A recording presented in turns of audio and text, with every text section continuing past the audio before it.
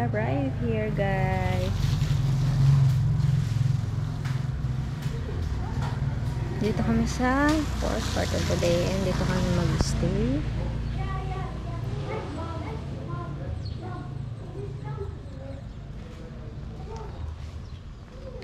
Hello. So dito kami ngayon sa Port Barton and dito kami mag-stay sa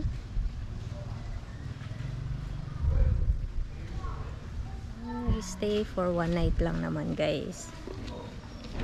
Hi guys, nandito na kami sa hotel. So, ngayon ay itutur ko naman kayo sa room namin today. So, actually guys, mag-stay lang kami dito na one day. Then, tomorrow, lilipat kami ng ibang place. I give you a quick tour lang. Kasi maliit lang tong room na pinabook namin. So, yan. Pagpasok mo, siyempre, nandito na yung toilet agad and 2 bed, 2 kama yung pinabook namin. And may provide na rin silang towel. Ayan, 2 towel. Then, pillow. Then, ito yung kanilang view sa labas. Mountain. Pagpunta namin dito, guys, maulan. Then, yung sakto-sakto pagpasok namin dito, uminit siya. Kaya, super nice. And, tomorrow, pupunta kami ng island. Mag-stay kami doon ng 1 day. Sobrang ganda ng island na yun, guys. Nakapunta na kami doon 2 times. And, ang sarap din ng kanilang food.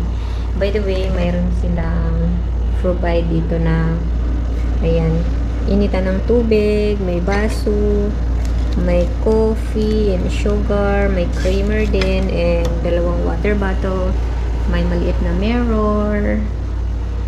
Yan, simple room lang.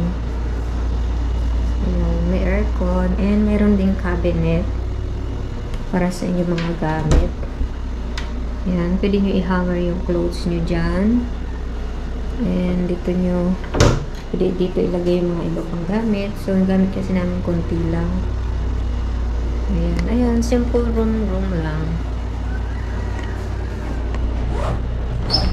And ito naman ang CR, guys. Meron ding shower. Ayan, may hot water na rin sila. Hot and cold shower. And meron din silang tissue na provide. Ito, shampoo. And meron din maliit na soap. Ayan, 2 shampoo yung binigay nila. And meron fancy na mirror.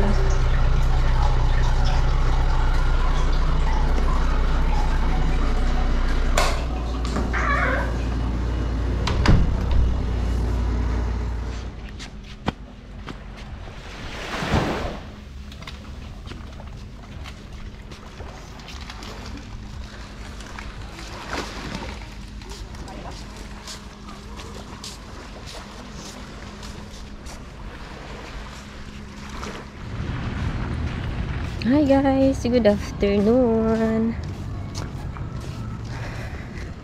Ayan, naglakad-lakad lang kami and naghanap kami ng makakainan kanina. Dito ngayon, babalik kami doon sa unahan para mag-chill, pintuhan, ganyan. Ito yung view dito. Super quiet. Pero laki kami today kasi mainit. Kanina nung papunta namin dito, grabe lakas ng ulan. Buti na lang uminit kahit paano.